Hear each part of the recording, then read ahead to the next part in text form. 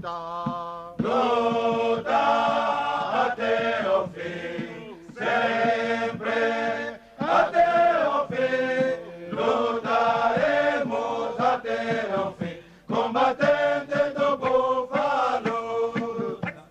Caminho do búfalo é o verdadeiro, andando nele sempre havemos de vencer. Russos e cubanos, derrotemos já, combatente do búfalo, lutar. Lutar até o fim, sempre até o fim, lutaremos até o fim, combatente do búfalo. Caminho do búfalo é verdadeiro, andando nele sempre havemos de vencer. Russos e cubanos, derrotemos já, combatente do búfalo, lutar. Lutar até o fim. 3-2 Battalion was forged in battle, born out of the furnace of war. From the remnants of a leaderless, crushed army, they would become the South African Defence Force's most well-known, feared and controversial unit, and most arguably the best fighting group in the Southern Hemisphere. Whereas the majority of the South African Defence Force was only deployed on the Angolan-Namibian border to prevent the South West Africa People's Organization's incursions into Namibia, 3-2 Battalion was deployed and struck at the heart of the enemy inside Angola and took the fight to them, to their enemies. They were known as the Terrible Ones. This is their story. After the fall of Portuguese colonial rule in Angola in 1974, a bloody civil war broke out where three warring factions, the Popular Movement for the Liberation of Angola, MPLA, the National Front for the Liberation of Angola, FNLA, and the National Union for the Total Independence of Angola, UNITA, were vying for power. As the fighting continued throughout 1975, the communist-backed MPLA drove some weaker FNLA forces towards the south. Since late 1966, SWAPO regularly launched terrorist attacks into Southwest Africa and forced the South African government's hand to deploy their defence force on the Southwest African-Angolan border. A small group of anti-communist FNLA soldiers were deployed at Mpupa, in the southeast of Angola, and it was here that they came into contact with the South African Defence Force. The men were starving, desolate, and only a few of them had weapons. They asked the South African Army to assist them in their fight for control over Angola. Despite their haggard state, most of them had been veterans of war since childhood and experts at the art of guerrilla warfare. Realizing they could have an impact on the civil war and to create a buffer from incursions by communist forces, Colonel Jan Breitenbach was tasked to train the men, and with his instructors, he tempered them into a formidable fighting machine.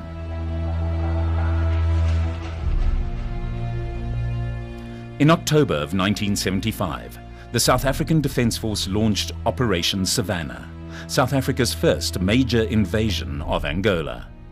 The FNLA soldiers, trained by Colonel Jan Breitenbach and led by South African officers, fought as Bravo Group.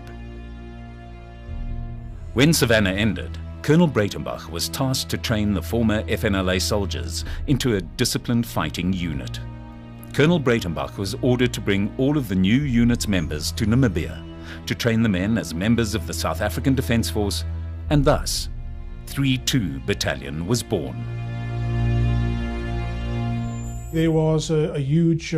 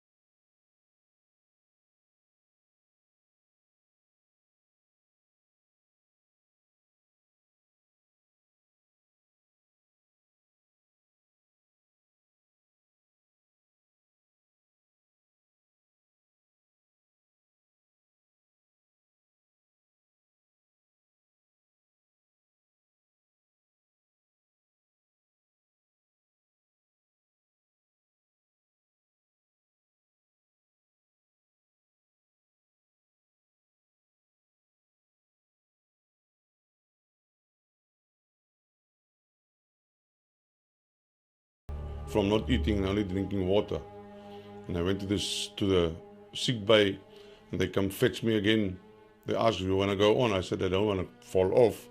So they took me with my drip in hand. They took me back to training, and after a couple of days we were finished, and that's how it was. It was quite tough.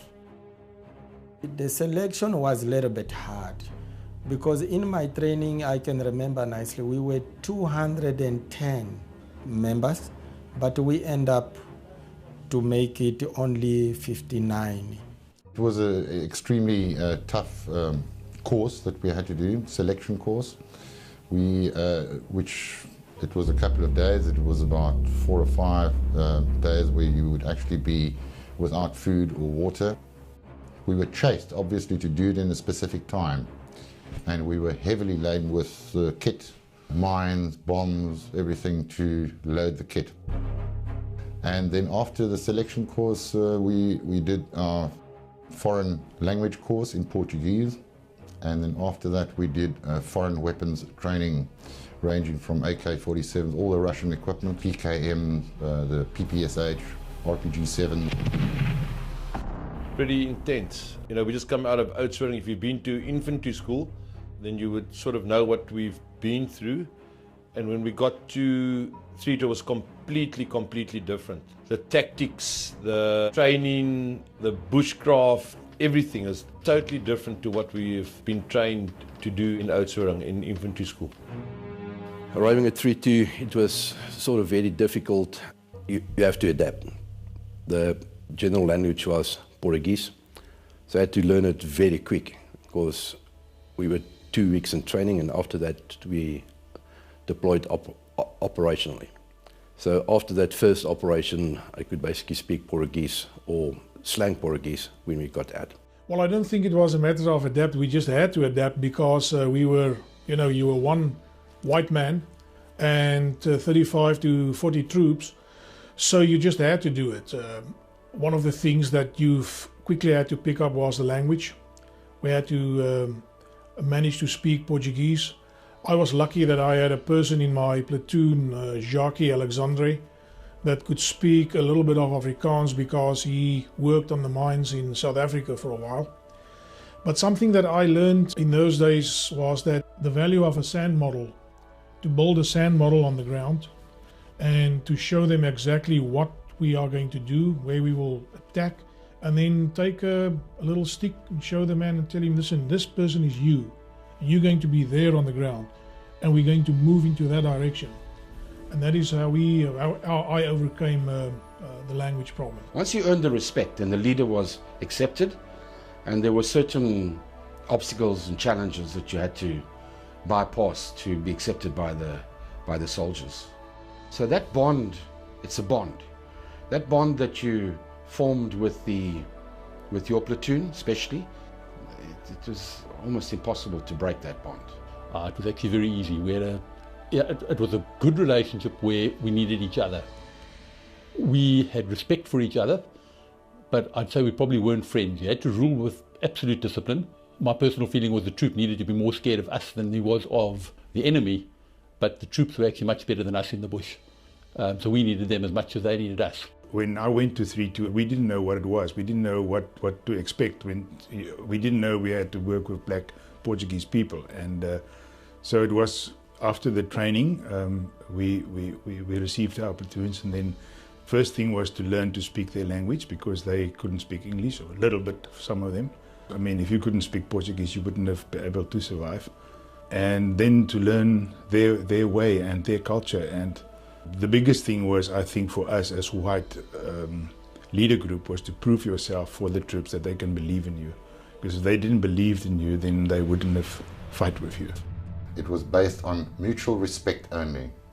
If it happened where your black troop or the troops in your platoon would lose the respect for you as a leader, part of the leader group, you will be returned to your unit.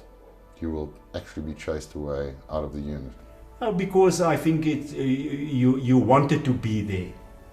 You adapted easily, maybe for some people it was a challenge. Suddenly you would find, say he's a lieutenant or he's a sergeant, but there's a black guy who is now he's platoon sergeant or more senior than him, which was a new experience for them because it wasn't that common in the rest of the SADF. But now I think after they've proven themselves, they were accepted. If you didn't prove yourself, you were not accepted by them, and they wouldn't follow your orders. Well, in those days, C2's primary goal would have been as the primary combat unit of the South African Defence Force in the clandestine application. C2 in those days was hardly known by anybody, but they were the unit tasked with taking the war to SWAPO in Angola. C2's primary goal, in my mind, is that they were used inside Angola because they knew the terrain, they could speak the language, so that they could stop the enemy from entering Southwest before they could cross the border. In the early years after its foundation, 3-2 Battalion's existence was but a whisper. According to official reports, they did not exist. Their ability to wage war against the enemy secretly and without the restraint of the rest of the South African Defence Force made them a huge asset during the war. Compact, independent of supply and totally self-contained for survival and defence, 3-2 Battalion was the spearhead of the South African Defence Force, the hammer that crushed SWAPO, FAPLA and shamed the Cuban and Russian forces during the battle in Angola. Superbly trained in the art of bush warfare, with seasoned troops and a highly motivated leader group, 3-2 Battalion became a formidable fighting force, striking fear into the heart of its enemies. Mostly greatly outnumbered, they were unbeatable on the battlefield, even against severe odds. And as we moved through thick bush, I saw tracks, and we started following the tracks, and the tracks became fresher and fresher, and we knew, listen, we are very close to an enemy group. And the next moment, as we got onto the top of this little high ground, the bush opened up a bit. I was at that stage the right front recce.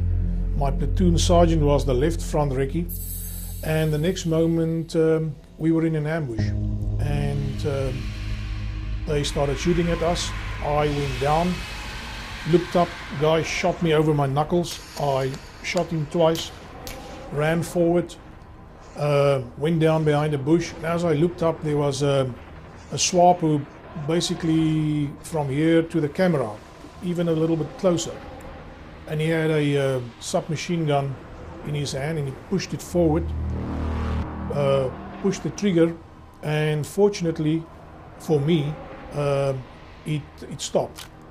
And as I realized he was fiddling with the stoppage, I shot him twice. And at that stage, everyone was shooting over me and towards me. So I decided I'm not going to do anything more because I was afraid that my own troops is going to shoot me. And I saw another guy on the right-hand side of me. He didn't see me, but I could see him. But I had to basically stand up, and I was afraid that if I stand up, someone is going to shoot me in my back. So as he started crawling into my arc of fire, I shot him as well. And then the contact died down. Fortunately, we didn't lose anyone. But some of our troops were so close to the enemy that they were stabbed with knives. My platoon sergeant was shot through both his arms. So we had to, I then took 2 troops and I ran back to our company base. That was about 5 kilos away, brought in a Unimog and got all the wounded on the back, and then went out to the Wambuland Cup lane, from where the Air Force evacuated us. At about 6:15, contact commenced. That contact then went through for the entire day. I think we eventually broke off contact late afternoon, around about 4 o'clock that afternoon. In the process, we were basically on the run for the entire duration of that day. We lost a member of ours, a chap by the name of Alfredo Chisondu.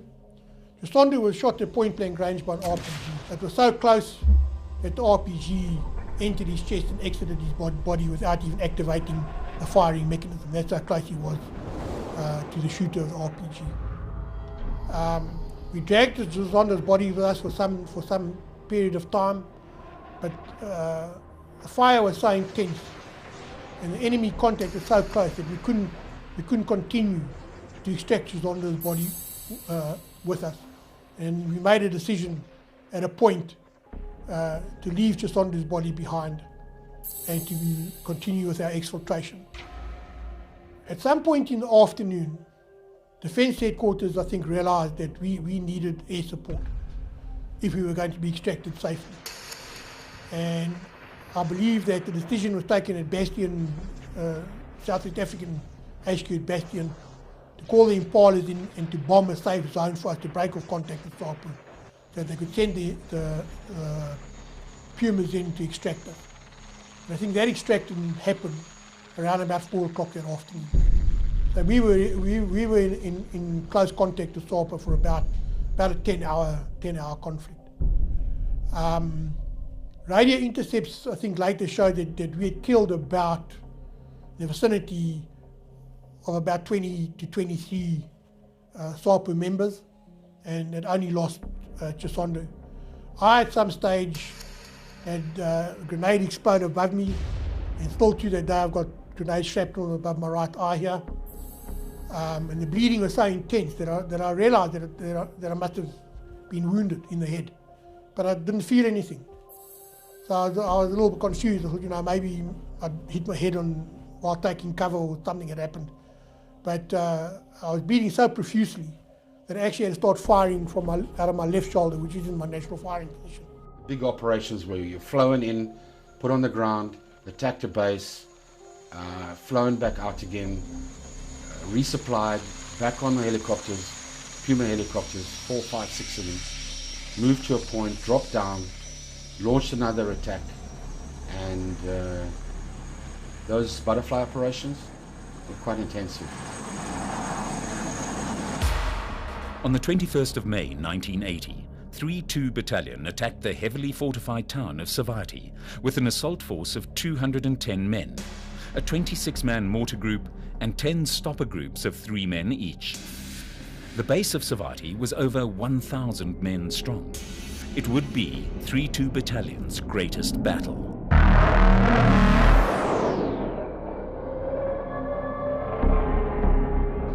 The problem was that the troops were already scared. The setup of the operation was that we're going to fight this base. It's a brigade-sized base. They're not all supposed to be in the base. And we were 240 men, I think, was the total grouping, the fighting force of the... would walk in and we would take them out on the morning of the 21st. UNITA would join us, take over the base. We would have done the operation on their behalf. They would claim the victory. We would come home. Nobody would be the wiser. So Jim and I were taking the lead. The Foxtrot company was in front, and Jim gave the command, immediate ambush to the left. I clearly remember the whole battalion going off on the left, ambush position. But as the two vehicles came closer, the troops became nervous, and they moved back and back and back further away from the road, and Jim and I followed, because we were afraid that if we stayed in front, they would shoot volleys over us to the vehicles. But at some stage, we ended up so far from the road that we could not effect the ambush anymore. So we gave the command to the troops to hold their fire, and the two of us crept forward again, leopard crawled, and waited about 10 meters from the road. So we got up, firing position, and took them out. First took the drivers out, then took the engines out and bring the trucks to a standstill in the ambush. But we then knew this operation was compromised. We had a contact a few kilometers from the base, so there was no ways that in the Savati base they would not know that we were advancing. So thereafter the troops were even more nervous. I can remember some of them openly smoking a bit of Kangonya on the way in that night, because they knew these leader group of theirs are taking them to a serious fight the next morning. We were waiting, and a few minutes into the bombardment, I hear a very strange noise. Something like zoo, zoo, zoo. And I asked the troops, what's it? What is that noise? And then they said, it's the Monica Shita. So that was now the Stalin organ. And they started the bombardment, the counter-bombardment. And that was quite intensive. And we received the order to attack 10 o'clock, as far as I can remember it. But the fire was immense. I never experienced anything like that. We moved forward, Alpha Company, and Dave Hodgson on the left side, myself on the right-hand side, Dave next to the runway. But everything, as far as to my understanding, it was in order. Charles Miller, our company commander, was a very proficient officer, and he was so relaxed. It's like he said, all stations down, and then when the fire was too intense, and then we shoot back, and the normal drills, we practice it over and over and over before any ops, every ops, and then as soon as you start shooting back, lying down, the fire lift, and then Charles Miller said, all stations forward, but so relaxed. And then I said, but this is a guy not panicking, he's on top of his game, and we attacked. And at one stage, I hear an enormous explosion next to me. And we all took dekking, and Charles Miller said, all stations forward, we carry on with the attack. But unknown to me, one of my troops was killed in that explosion. He was just next to me. So we knew we were in for a fight. We walked over Jim Rosgrave, final orders, and I remember Heinz Muller, the other platoon commander, saying to me, if you get a Tokarev, get one for me too. This thing was on. Who's going to get the first Tokarev out of this contact? So we went back to base, back to our positions, and early in the morning, we get the command. Now, I remember some of these things vividly. I think it's burnt into the mind with adrenaline and whatever. I remember Colonel Ferreira coming up on the radio, say, guys, stand up, move to contact. Now, for a young second lieutenant, this is what he's wanted to do all the time, to make big contact. We've had a few small contacts since joining, but now this is a big wall. And we hadn't moved 200-300 meters. We were in contact. Now, although the base was only supposed to be 1.5 kilometers from there, the main trenches, we were fighting from the first moment because they had foxholes outside of the base. So every foxhole was a fight. We had to take that way and actually kill that guy before we could move on. So we expended ammunition at a rate like nothing before. I remember I had carried the R1. I never believed in an AK. I wanted firepower.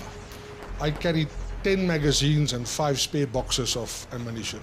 And I had shot out my last magazine, and the hand grips of my R1 had melted off. I held it with my bush hat before we even saw the trenches. They definitely knew that someone was coming, and they had prepared for us. That morning at about 9 o'clock, I think everybody was in position. The bombardment from our 81mm mortars that was on the southern side of Savati, they bombarded the base. And at a stage, I think it was about 9:30, Falcon gave the command that all the companies should move forward and start with the attack. As I said, we were on the northern part of the airstrip, my 2 platoons and myself. We were in the normal attack formation that we used, a stretched out line, and we moved very cautiously. The trees, there wasn't much cover. There were thin trees and small bushes all along the route. And although we couldn't see very far, you could see about maybe 50 to 100 meters in front of you. We were advancing very carefully and slowly in the normal manner when suddenly we drew fire.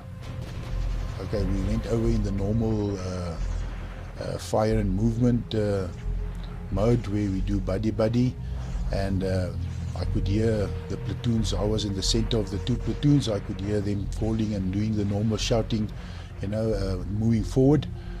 And we had advanced about, I would say, around about 100 meters or so, when the platoon commanders reported to me on the radio that they already had encountered some casualties. I told the people to stop the advance and that we just could have a look, because at that stage we still haven't seen or encountered the enemy on face value. We couldn't see them, but there was a lot of firing. I then realized, and we then realized that there was much bigger weapons being used against us than the normal machine guns and AK-47s. We realized it should have been, or it must have been, 14.5s that were being used in the ground roll. As you could see, that the trees and the small trees next to us, they were just chopped down in size. So as I said, we still couldn't see. We still hadn't seen the enemy or their trenches at that stage. I think there was about 4 or 5 of the troops, of my troops, that were already had injuries. Fortunately, not one of them had died at that stage yet. I wanted to report to Falcon the situation, to tell him that our advance was being hampered by heavy caliber weapons, but I couldn't get hold of him on the radio. They had already started the main attack on the southern side of the airstrip, and I think he was involved because he had a radio that could talk to the companies, and he had a ground air radio with him, and I think with all the noise and everything, he didn't hear me. The actual bombardment, it was 81mm mortars. They weren't allowed any air support, except for hot extraction for casualties and that type of thing. So we didn't have any air support. With a big operation like that, you probably have a lot of air support and bombarding and all that sort of stuff prior to actually the ground forces going in. And with us, we just had 81mm mortars, and we carried a lot of ammo. We were heavy. Also carried mortars as well to help with the mortars, which we dropped off prior to us going north when the companies were all getting into their positions. We still had to walk a couple of kilometers further north to put up our stopper groups and that. Yeah, and then the fight actually started, and the noise, I'll never forget the noise. It was just something indescribable of 15 to 2,000 semi-automatic rifles firing at once, and that, I think, is what took us by surprise, because as a battalion we mostly focused on guerrilla warfare and small skirmishes, anywhere from up against three terrorists up to 30. It was that sort of scale. Suddenly we were up against, at the time we thought it was 250, but turned out that it was over 1,000. I remember that at some stage I had to abandon my R1, sling it across my shoulder, and I got an RPD that somebody had shot at me with, and I had gone behind a Mopani tree, and I'd waited for him to shoot again. I took him out, and then I recovered his weapon, and so did many of the troops. They had AKs and RPDs and whatever we picked up as we went along. That's how we made it. And then we came to the trenches, and Colonel Ferreira once again said, "All right, guys, final assault." So we just stood up, and we just advanced. Opened fire with what we had, and advanced. And that stage, the enemy got up and ran away. I don't think they could believe what was happening to them. Willem Ratte the previous night had reported to the colonel, it's not only a battalion in the base, the full brigade is here, 1,600 men, dug in with some PT-76s, with 14.5s, 23 mils, Katusha rockets. They were ready for this. And because of the contact the previous night, they surely knew that we were coming. So they were in full defensive positions. We did not surprise them. The mortar started firing, but I think they fired maybe 10 rounds when the 122s actually forced our mortars to redeploy. So when we went in for the main attack, we had no mortar support that I can remember. There were no Impalas, no gunships, just a few troops on the ground. Now I remember Foxtrot Company went quite well, and Charlie was taking the hammering at the time. I remember Sam calling in and saying that his company is being decimated on the runway by the 14.5s. They were attacking over the open, and they were being shot to pieces. Foxtrot had it easier at that moment. So we attacked, cleaned trenches, cleaned bunkers, recovered weapons and ammunition until the enemy then fled to the north. We took the base, and as we relaxed, started treating our wounded, I went back. The first guy I fought, what I found was Heinz Muller. Hans was the other lieutenant, and he was shot in the stomach with a machine gun. And I said, Hans, vastbyt, they'll be here now. I haven't found us a tokkeref net, and he was already far gone, losing blood, and he just fell asleep and came to, and the medic tried to put a drip on him. He couldn't find the veins. There were no helicopters for evacuation, and Heinz just fell asleep. So I knew we had lost him, gone. There was someone killed, he burnt out.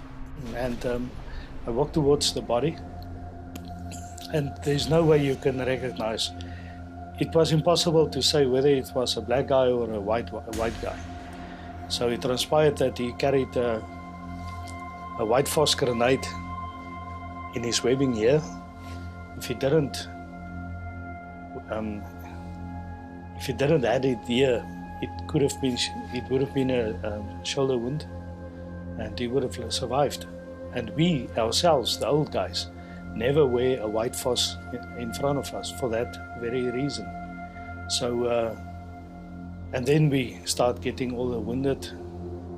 Had a head count, how many people are still alive with us. Our troops did roll calls, and we start counting the bodies of Fapla. And at that moment, we realized that there's a bigger problem here. The enemy hadn't run away. They had circled around from the north behind us, and they now attacked the base. So we fought out of the trenches, back to chase the enemy again. The enemy was now attacking us in their base. So the rest of the day we spent fighting outwards. And then they actually ran away. And then we came back to the base again. Late afternoon, here by 3 o'clock. Then the Bosbok came around with the 2IC of the unit, Major Eddie Viljoen, and said, but the enemy is running north, and the recce groups were reporting that they are having contact with masses of enemy that were now just overrunning their positions. What happened was our whole column broke away and started coming towards our position. Just myself and Fritz and my machine gunner, Alberto. And our machine gunner, Alberto, was shot fairly early in the firefight, so we didn't have any real machine gun cover. It was just Fritzie and I. Fritzie had the Snortnes, which was the M71. Snortnes little grenade launcher, and he was firing that, and I was firing the AK. And I remember we were underneath a tree, and the river was directly on the side here. It's almost like an embankment so we were a bit sheltered. But from all the bullets and the ricochet and everything, it was like rain, just all branches and leaves and everything falling down on us. And I contemplated on maybe even getting into the river at one point in time, because I thought, no, there's no ways that we're going to survive this. At a stage, we came under the impression that the one company commander of Alpha Company, Charles Muller, might have been captured by Fapla forces. At that stage, it was in the later part of the afternoon. Fapla was withdrawing with vehicles as well as on foot. We knew that our recce stopper groups were deployed on the northern part or the northern side of Savati along the road and towards the river as well, so that we were not too worried about the vehicles getting away. But it was a great force. Falcon gave the instruction that we had 4 buffels on our force, that the 4 buffels must move forward and that we should follow up on the column that was fleeing in a northwards position. I know that Falcon was in one buffel. I think some Major Ickerman was with him. I was in a second buffel, and then Jim Ross, the company commander of Foxtrot Company, was in another buffel. We were stopper groups, about three men guys, 3-man stopper groups, about 3 to 500 meters apart at the northern side of the base.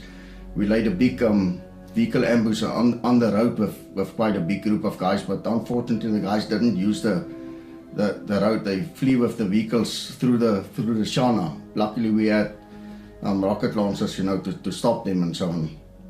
So we shot out quite a couple of vehicles in that incident.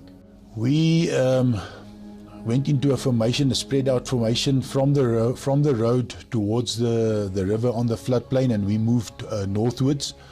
There was also an Alouette gunship on the northern side that we could hear him firing on the vehicles as well as the recce's that was deployed there. They were cutting off the stopper groups. On the floodplains itself, I was the buffle in the center there. I think Jim Ross was on the riverside. I was more to the center and Falcon on the road.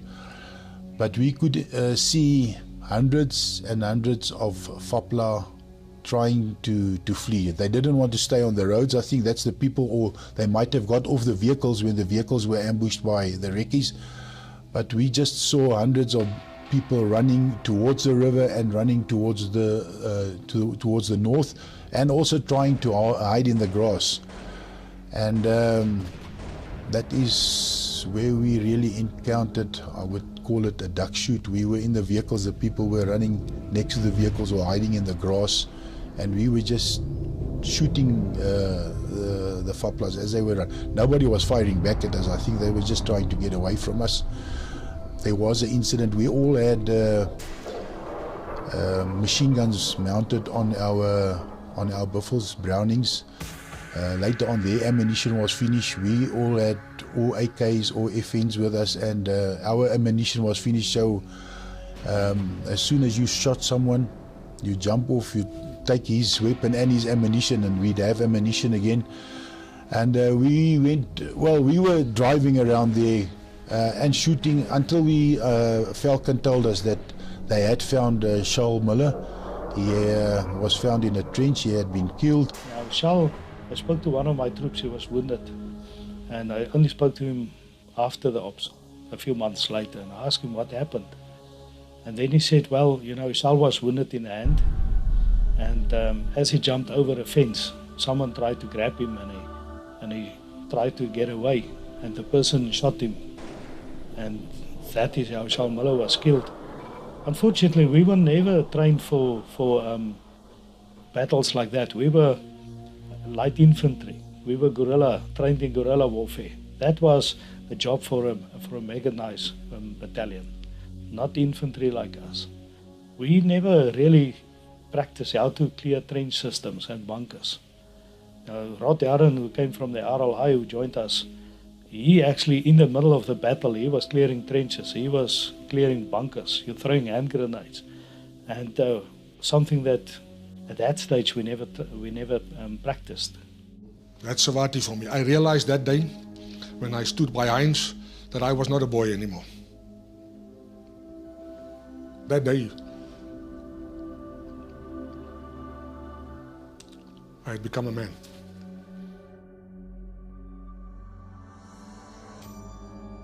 The 3-2 Battalion suffered 15 fatalities during the battle and 26 wounded.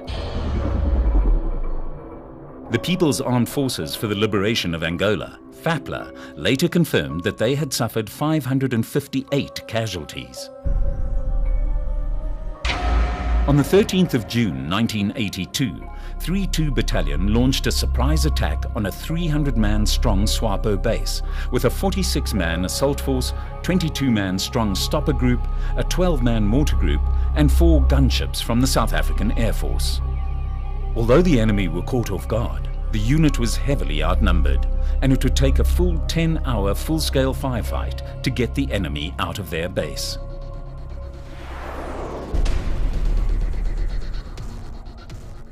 Super wasn't planned. It wasn't a planned operation in the conventional way that normally we would plan an operation. Long before the time, there's a process that starts of appreciation, military appreciation, intelligence gathering, plans that's made and presented, new plans people send back. It didn't happen for us in 3-2 Battalion like that. Yes, there was already something going on that we didn't know of the reconnaissance phase by Special Forces 5 Reconnaissance Command. We were not aware about that, and it should be, and that's the way that it was. So it was never planned. It came as a, call it a surprise. And once we had the information of the big base, they started flying in fuel and started to bring companies in that were starting to come into the bush to do their bush trip. So that was the planning phase. While they were doing that, the planning, we were just waiting to get orders to do the base attack. Then on the Friday, the attack was meant to take place on the base, but due to heavy rain, we had to abort the operation. We flew back and it was aborted. So they went back to the planning phase to see if we were going to take it, go back in the morning. But there wasn't many people that partook in it, so it wasn't planned. And when I only got on the ground in the Marienvloes, was I briefed by the people busy just with the reconnaissance that there's something here. When we went back on Saturday the 13th, when we flew over the base, we were actually caught them with their pens down because everything was drying outside. And that, so it was a bit of an elephant or surprise, which helped us because of the rain the day before, which helped us in a big way. We hit contact early in the morning, first thing. After we left Marienvloes, the choppers took us across the mountains, over the mountains, and we went to where the base was, or the sort of tactical base, temporary base. And we landed. At that stage, the 4 gunships were circling above the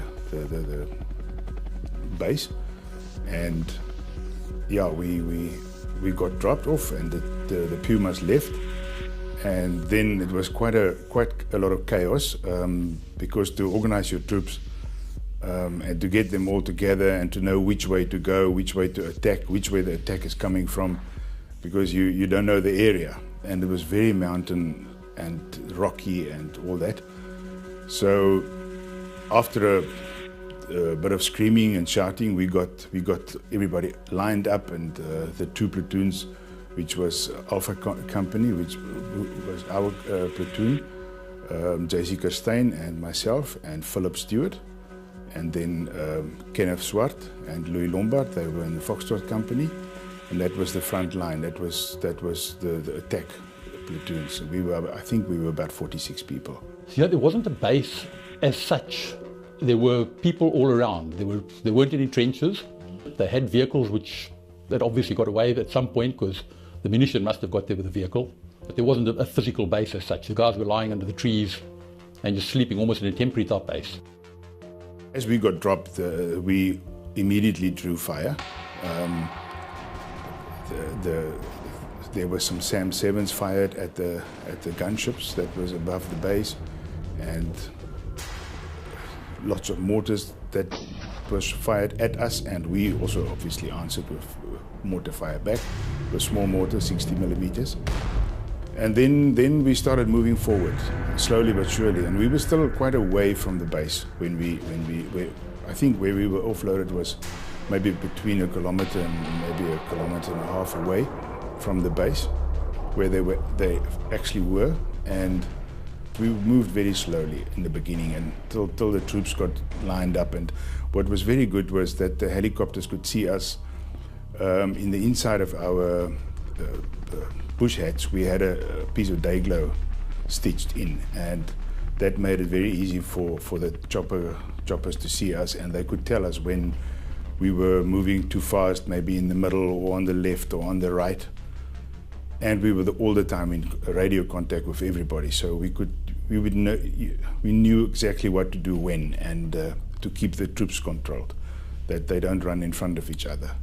As I said, the terrain was just very, very difficult. I think it was still in the early hours that Philip Stewart got shot, our corporal, and that was quite dramatic because JC went to him, and JC thought he was still alive. And when Neil Ellis asked, is he alive? And JC said, yes, I think he's still alive. But he was shot twice through the head, so I'm not sure that but anyhow, so they landed in that fire and took him out. And well, obviously when they got out, they realized that he was dead. And then the fight continued, and later on one of the black troops was shot from Foxtrot Company, from Blackie and Louis. Also in the head, and we had no injuries at all on our side. And while the fight was going on, Peter, Burley and Farnes Nel was picked up where they were from the previous night, where they were lying a stopper on a road for in case they was going to leave at night with vehicles. When we arrived there were no vehicles, so obviously the vehicles left before they were there. And yeah, then they were taken to, on the right, more to the right-hand side of the base, there was like a sort of a valley that was going up, a dry riverbed. And the river split it. So they dropped Peter in the one dry riverbed, and Farnes was taken up a little bit higher on the other side, and it was sort of an escape route for a lot of the SWAPO guys, and they ran into Peter and into Farnes, and so that was quite easy to get those guys on that side. And then the mortars were on the far right on top of a hill. We didn't know exactly where they were. We couldn't see them, but yeah. So they were firing from there when they were asked to fire, because they couldn't fire while the fight was going on, obviously, because the helicopters was there. The gunships played a major role. Without them, maybe the operation would have been different. If you talk, it's a gunship, but it's the pilots and the engineers, the gunners who fly them and operate them. With people that we worked with over many years and knew very well personally and done many operations with, like Neil Ellis, and there's many others of them. It was mountainous area, and normally it makes it difficult for you to control your troops on the ground, but because of their experience working with us, you could, to a great extent, they were an extension of your command and could make decisions for you where you couldn't see. Or make a decision because you trust them and they know what was best. So they played an absolute major role. I think without them it could have been maybe a messy situation. We continued fighting. It never stopped. We started at between 7 and 8 o'clock, somewhere there. We were dropped off, and it just continued, and there was no sort of calm down time. It was just non-stop. And as we were running out of ammunition, what made it very easy, we used the same guns, the AK-47 that SWAPO was using. So we could just take the dead bodies that was lying as we were going past them, just take their magazines, and then we had ammo again. Then one of my corporals got shot, got a headshot between his eyes, Agter Jou, and Louis called me and said he's been wounded, so I went to his flank where he was to see what the situation was, and when I got there he was dead. So there was nothing more we could do with Agter, so we just kept on moving forward. And on my way back to my flank where I was, we had been sweeping through the area, and there was a SWAPO guy that had pretended he was dead. And we had passed him already, and then he was busy leopard crawling back to where my machine gunner was, towards him. And fortunately I came behind him, and then I took care of that problem, and we could move on again. We had the fight started at 8, it was the whole day till about 3:30. Eventually we got through the contact area, and then we could do a bit of clearance, go back and pick up weapons and ammunition. But we were picking up little contacts all the time, the whole day. And then Nella came in with his platoon as a stopper groups, and then he got shot in 2 ravines, but the terrain there was hectic, it was very rocky, and so because of that Nella got shot there, and Sergeant Dracula, his sergeant, and another trooper, I think he could have been a lance corporal, Bernardo, they went and picked up his body and brought him back. But at that stage, Sergeant Dracula, he was just shouting on the radio, please send us a white leader group guy, and he was a sergeant. He panicked, and then little Doopy, fat Doopy, he took over and calmed him down and said, Dracula, relax, we'll get somebody to you. And then Peter Burley, Nella's second in command, got there and took over control, and the situation stabilized again. It was like any other operation, but different in the way that you felt there's something bigger here, but you don't have all the resources that you would normally have if you had the time to plan. But personally, that stands out for me was the dedication and the professionalism. 3-2 Battalion suffered 3 casualties during the conflict. SWAPO suffered close to 200 casualties. A massive cache of weapons was seized by the unit.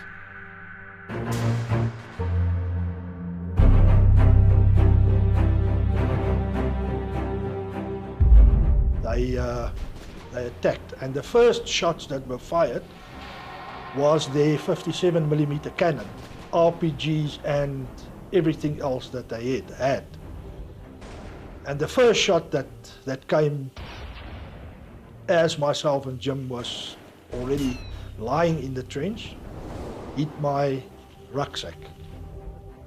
My Sheila that was standing upright next to the trench. Now in it was grenades and phosphor grenades and stuff like that.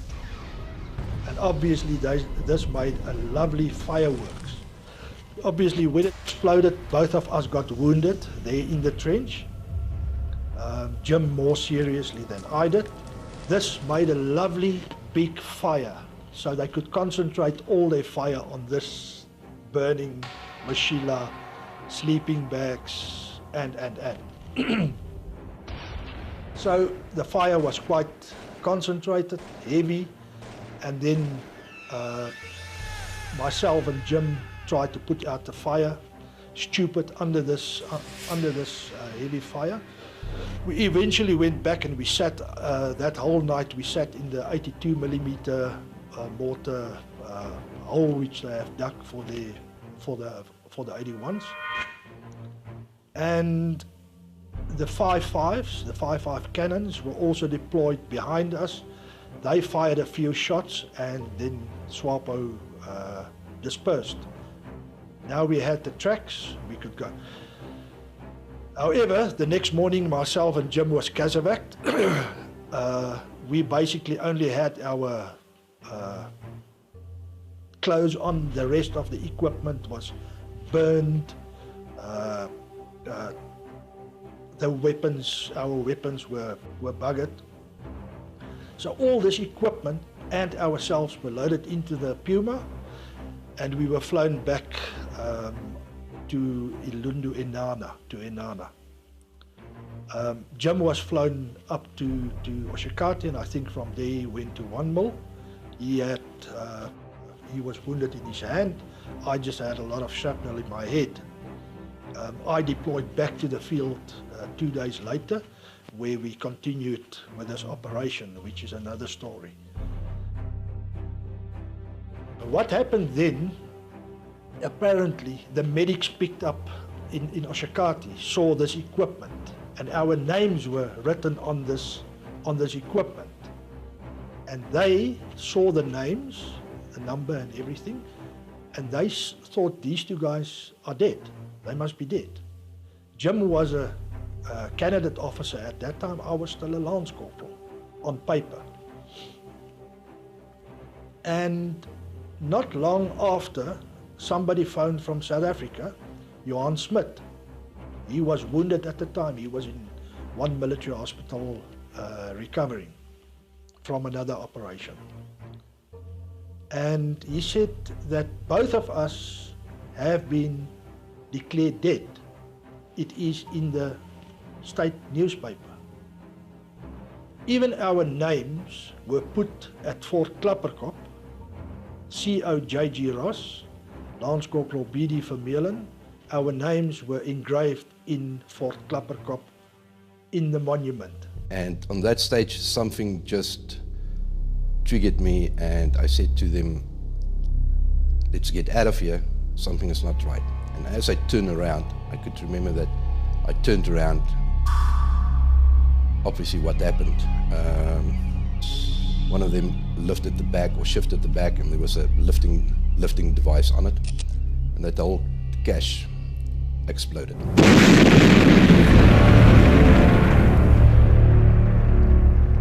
Well, in that stage, I was, everything is dark, black, and what have happened, I was waiting. When I, obviously, in that explosion, we all were most probably unconscious. And as I came by, I recall the happenings, and then I realized, okay, you're dead. Because everything was black, can't move, no pain, no nothing, can't hear anything, just a singing sound. Then I waited. And that was most probably one of the longest times of my life waiting for something.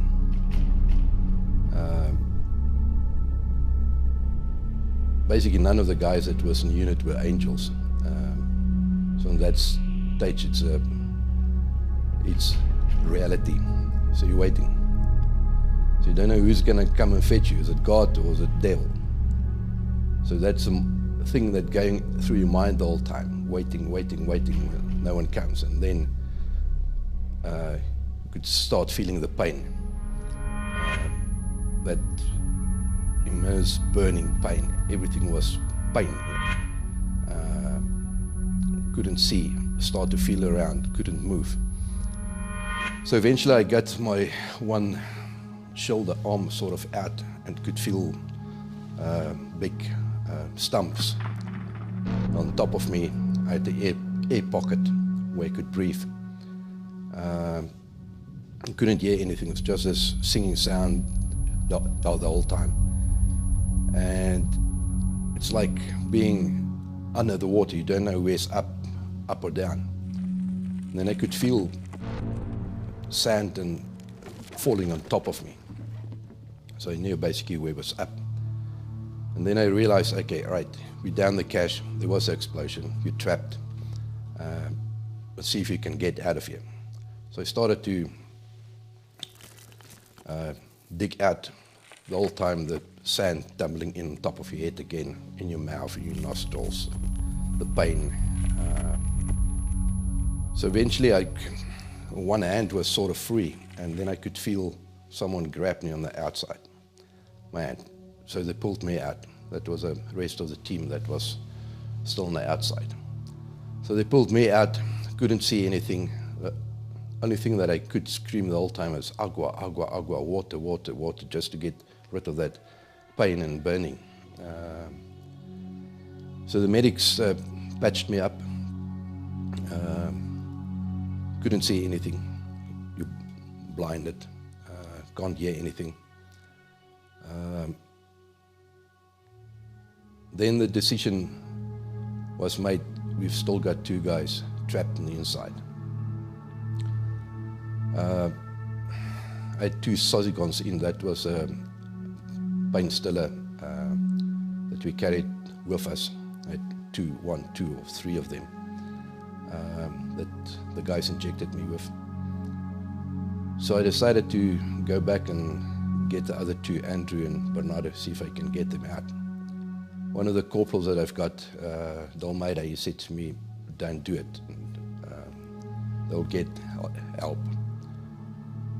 But I went back. They helped me up to where I got out. Then I obviously couldn't see anything. Went back, feeling way the whole time. Got hold of a boot. That was Bernardo's boot, but there wasn't a body on it. So eventually I got him out. He made some sounds. I couldn't see him. And I could just hear what the other people, the hearing starting to come back, but still the pain in the ears of eardrums were burst. Then I went back and got Andrew out. Simultaneously on that time when they reported it, basically the whole leader group was taken out. But the guys had good experience. Everyone could do the job. The platoon sergeant that we had, he made comms, and there was a reconnaissance team in that area that was a very short distance from there, that was busy trooping in on another operation.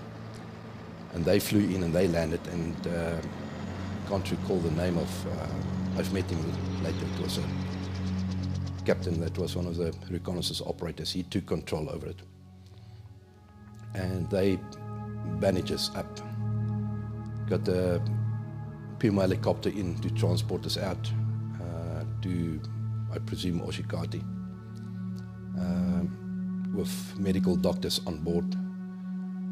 Directly from there, I think within a day or something, or the next night, we arrived at one military hospital. And that is where I could take the one patch. I tried to see what's going on the whole time. So you could see faintly what's going on. It was still blurry and everything. And I saw Bernardo,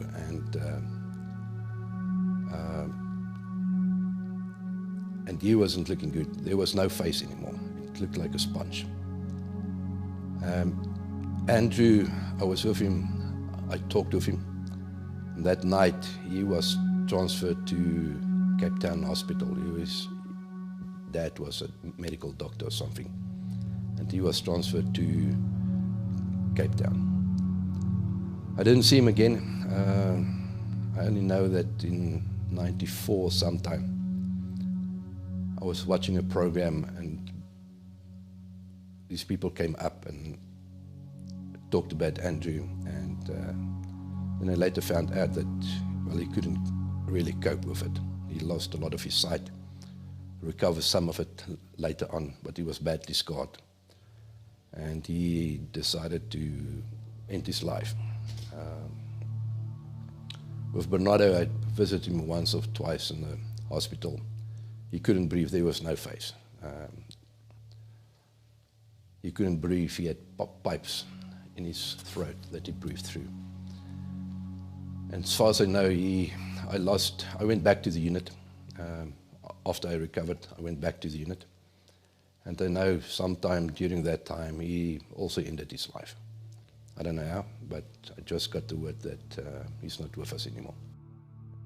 I think 3-2 was successful because it was a professional unit. The soldiers were soldiers most of their life. The leadership group was volunteers, and I think a volunteer's heart is stronger than a person that's forced to go there. The training, I think, was excellent training, excellent equipment, and people wanted to be there.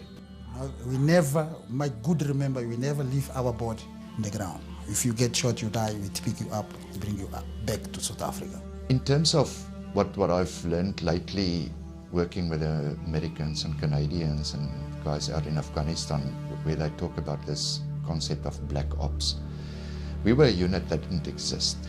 So we were expendables in a sense, because we didn't exist, and we could do a job which the normal South African soldiers were not allowed to do. With every operation, the troops learned something, and you gained more experience. With that experience, the platoons, the companies, the battalion became more effective, much more effective.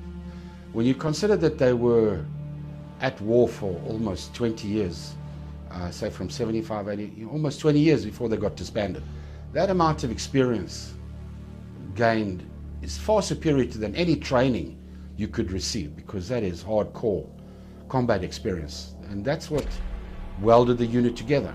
They weren't constricted like a lot of the military is. They were innovative. They took the battle to the enemy.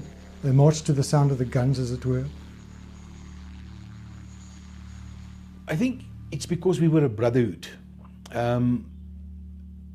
Us and the troops, we clicked and we respected each other, and you went out of your way for your buddies and your co-soldiers.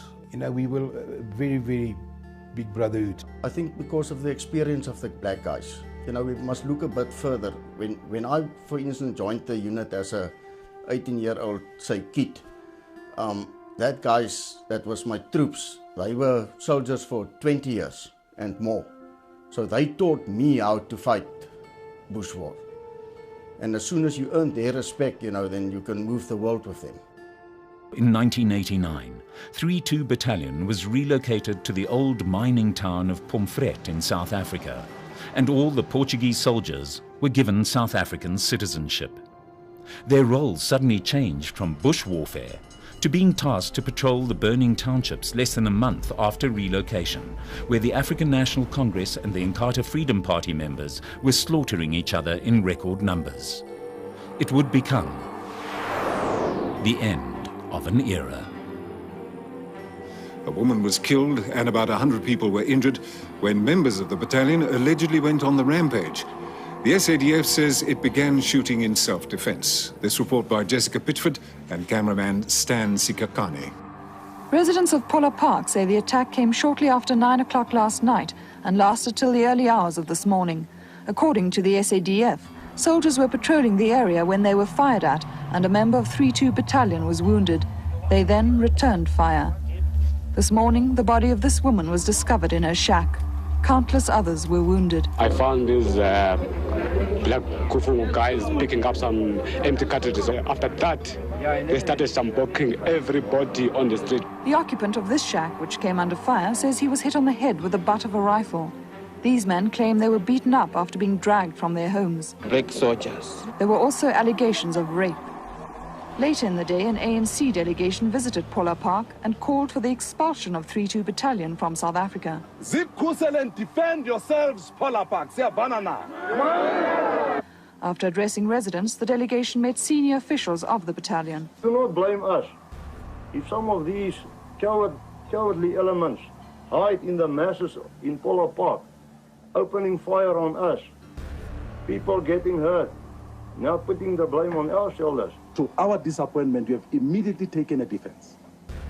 Defense to say that you had the right to shoot those injured people. They are women. It does not happen to your people. Gister het die staatspresident, meneer F.W. de Klerk, bekendgemaak dat die omstrede 3-2 Bataljon van die Weermag, tesame met die eenheid vir Boesmans, 3-1 Bataljon en die oud-polisie-eenheid Koevoet ontbind gaan word. 3-2 Bataljon was alweer beskou as een van die mees gedigte gevegseenhede nog in die Weermag. Waar 3-2 Bataljon by sy nuwe basis op Pomfret in die Noord-Kaap wag om te hoor wat sy ontbinding presies gaan behels, hoop die meeste swart Portugese soldate om hulle werk in die Suid-Afrikaanse weermag te behou. Die meeste van hulle ken niks anders as 'n militêre milieu nie. En soos met die oud SAP-eenheid Koevoet, is die lede van 3-2 Bataljon grootliks van die veiligheidsmagte afhanklik vir hul voortbestaan. You wouldn't like to go back to Angola? Well, I should like to go there just to go and visit my family and come back. You see, as I'm now a South African citizen, so I would like to stay in this country. Ben in 81 ik heb in Weermacht gegaan. Tot vandaag, maar ik voel alright in Weermacht. I haven't got any planning to go back to Angola because I haven't got any future. I think I got a few of my family here, my child here, and all of them they're born in South Africa. So I haven't got any plan, as I've said, to go back to Angola. Oor hoe presies 3-2 Bataljon ontbind gaan word, is daar nog onduidelikheid. Maar in amptelike kringe word daar van rasionalisering en reorganisasie gepraat. Die weermag sal waarskynlik in die komende dae en weke besluit wat die ontbinding gaan behels. Maar as die SAW hom wil bepaal by die aanbevelings van regter Goldstone, sal hy waarskynlik probeer om die kohesie van 3-2 Bataljon geheel en al tot op individuele vlak af te breek. 3-2 Battalion has been officially disbanded. Richard Newton reports that both for present and past members of the unit, it was an emotional occasion. It was at 3-2 Battalion's base at Pomfret in the Northern Cape that the unit, arguably the most well-known and successful unit to serve South Africa during the Bush War, was officially disbanded. The parade was a sad event for the thousands of present as well as past members of 3-2 Battalion. This much-feared unit came into being in 1975 as a result of the Angolan Civil War, and many of its members came from the FNLA resistance movement. The unit built up its reputation for success in conventional and unconventional operations in Southwest Africa and Southern Angola. With South Africa's withdrawal, the battalion was resettled with their families at Pomfret and deployed in rural areas. Members of this proud unit will now be transferred to other units within the South African Defence Force. According to General Mayron, these units that receive 3-2 members can only benefit from their experience. The base town of Pomfret, which currently houses 6,000 people, will be retained by the Defence Force. Past and present members of the unit, however, feel sold out by what they call the politically motivated destruction of the best unit in the Southern Hemisphere. None feel stronger than the man who founded the unit and trained its first members, Colonel Jan Breitenbach. I feel we've been betrayed, let down, because the politicians were using this unit's political paw. And I don't think it's right, because they bled for this country. And this backstabbing of what went on there is disgusting, unacceptable, and the politicians and the generals are to blame for what went down. If they had not have disbanded that unit and fragmentated it all over the country, to the point where last week my platoon sergeant died, didn't get much help from the SADF. We had a guy die this week, and he didn't have enough money to bury himself, which we are now putting money in to bury this guy, and been dumped at Pomfret, scattered about all over the country because they were regarded as a threat to the ANC. They were the first unit that got folded, and actually the only one, to my knowledge, because of the fact they were the terrible ones and of our combat history and experience. They were very sad. I mean, 3-2 was their life. All of them were very, very upset. They didn't know what was going to happen to them, money-wise, living conditions, because they were not very welcome in the new South Africa. So all of them had bad feelings about the whole thing, which is understandable. I mean, we brought them over from Angola, made them South African citizens, and basically left them. It was like a funeral. I didn't attend it. I don't like to attend funerals. But it was something that wouldn't have fit in the new era, in the new South Africa. So at the end of the day, it was unfair. It was a sellout. Politicians, previous years, they did their secret security meetings and conferences at Buffalo Base. And after that, that same politicians sold out 3-2 Battalion and disbanded the unit for their own political benefit. As you can see here, this place was created as a 32 Battalion Association. But look at the place where it is. And it's supposed to be one of a beautiful place, a history place. But we feel very abandoned. Definitely, we feel very abandoned. And you know, some of us, we are lucky, we got part-time jobs, we are doing well, we understand how to handle some security jobs. But some of them, they are not doing well. And when the disbandment came, it was a big shock to all of us. Because this was the best fighting unit that there ever was. And they could have been used with great success, once again on the borders of South Africa, and specifically in Kruger National Park, where we have the rhino problem. But yeah, it's the fear that the unit instilled in people's minds. It was a political issue. And it was a wrong thing to do with the wrong information, and was a sad story. Not only disbanding the unit, but blaming the unit for something it never did. Why they did it, I think they were terribly scared of 3-2 Battalion, because they were a force to be reckoned with. When the disbandment came along, it was after the incidents that they had in the townships, where they were very successful, and it was a political act. The ANC just said that they will not go to the peace talks as long as this unit exists.